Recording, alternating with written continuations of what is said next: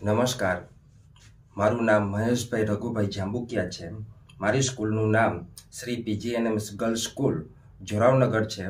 જિલ્લા શિક્ષણ તાલીમ ભવન સુરેન્દ્રનગર દ્વારા આયોજિત ઇનોવેશન ફેર 2025માં મારો વિષય સક્રિયતા શ્રેણી છે। સક્રિયતા શ્રેણી એટલે પ્રતિક્રિયાત્મકતા શ્રેણી। પ્રતિક્રિયાત્મકતા મતલબ સક્રિયતાને ઘટતા ક્રમમાં ગોઠવેલી ધાતુઓની યાદી છે। આ ધાતુઓની યાદી વિસ્થાપન પ્રયોગો કર્યા પછી વિકસાવવામાં આવેલી છે।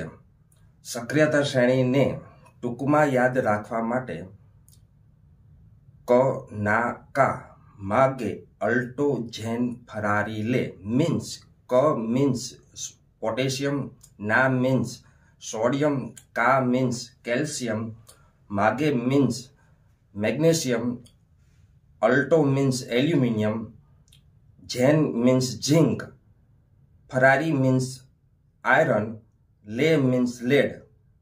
ત્યારબાદ હાઇડ્રોજન, કોપર, મર્ક્યુરી, સિલ્વર અને ગોલ્ડનો સમાવેશ થાય છે। સક્રિયતા શ્રેણીને યાદ રાખ્યા પછી તેને આધારે એક પ્રક્રિયા સમજાવવામાં આવે છે।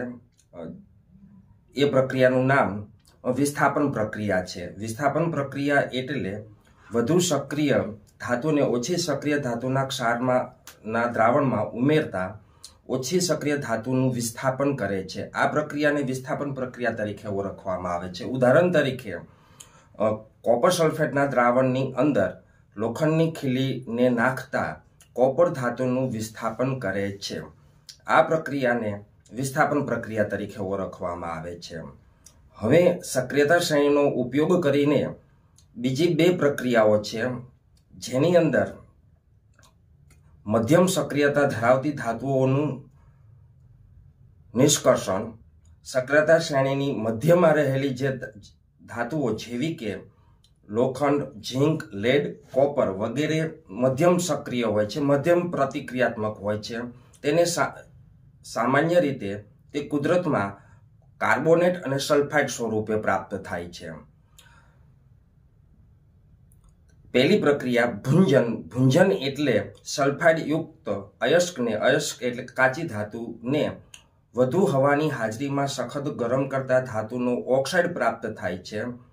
આ પદ્ધતિને ભુંજન કહેવામાં આવે છે। કેલ્સિનેશન કાર્બોનેટ અયસ્કને મર્યાદિત હવાની હાજરીમાં ગરમ કરતા તે ધાતુના ઓક્સાઇડમાં ફેરવાય છે। આ પદ્ધતિને કેલ્સિનેશન તરીકે ઓળખવામાં આવે છે। આ પદ્ધતિને ટૂંકમાં યાદ રાખવા માટે કેલ્સિનેશન પ્રક્રિયા કે મીન્સ કાર્બોનેટ અયસ્કને મર્યાદિત હવાની હાજરીમાં ગરમ કરતા તે ધાતુના ઓક્સાઇડમાં ફેરવાય છે। હવે આ જે ધાતુઓની જે સક્રિયતા શ્રેણી છે એ સરળ રીતે યાદ રહેતી નથી। એને યાદ રાખવા માટે થઈને આ મારું ઇનોવેશન છે। આભાર।